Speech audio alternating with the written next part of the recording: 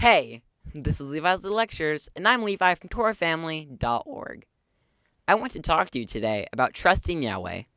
It sounds easy, and many times it can be.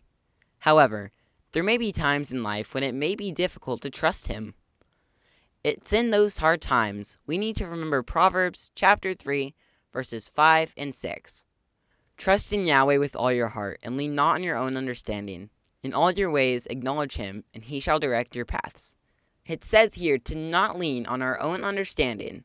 That means to not trust how we think things may happen, or how it looks like it's going to happen.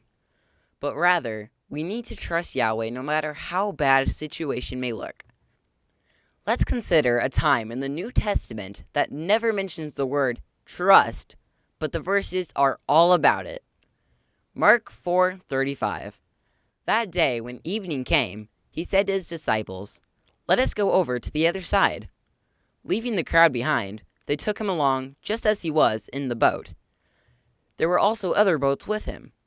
A furious squall, that means a big storm, came up, and the waves broke over the boat so that it was nearly swamped. Jesus was in the stern, sleeping on a cushion. The disciples woke him and said to him, "Teacher, don't you care if we drown?"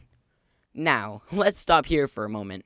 So far, we see Yeshua telling his disciples to get in the boat and go to the other side.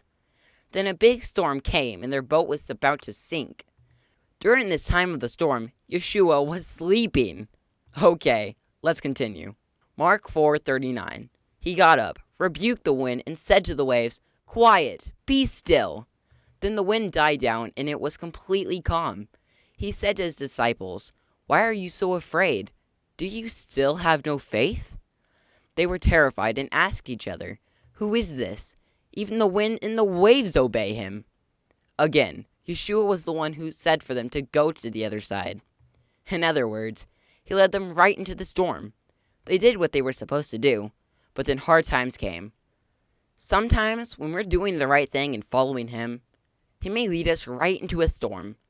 I'm not talking about an actual storm with rain, but more like a storm of hard times in our life. And then, sometimes it may feel like he's not there with us when we go through that hard time in our life. It's in those times we have to trust him. Look at verse 38. It says, Jesus was in the stern, sleeping on a cushion. The disciples woke him and said to him, "Teacher, don't you care if we drown?" While they were panicking, he was sleeping. Notice what he said in verse 40. He said, "Do you still have no faith?"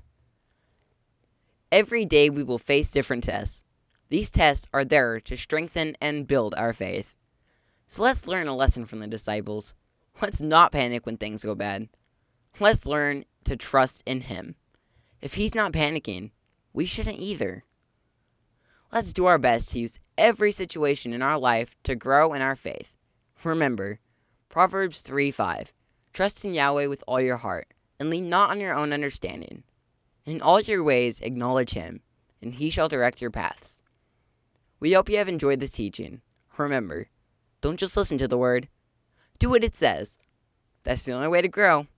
Until next time, Shalom.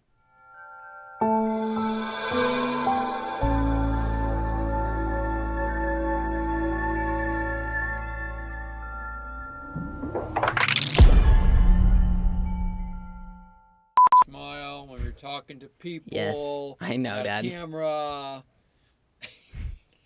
That means to not trust how we think situation may look. I know that I said how it looks like it's going to happen, but it still works. Teacher, do you not care if we drown? I said drown. Sometimes it's like, shush up. We will face different tests. I said D's again. Had a voice crack there. Gosh. I just realized that. I'm like, wait a minute. How was that? Wrap it up. It's done.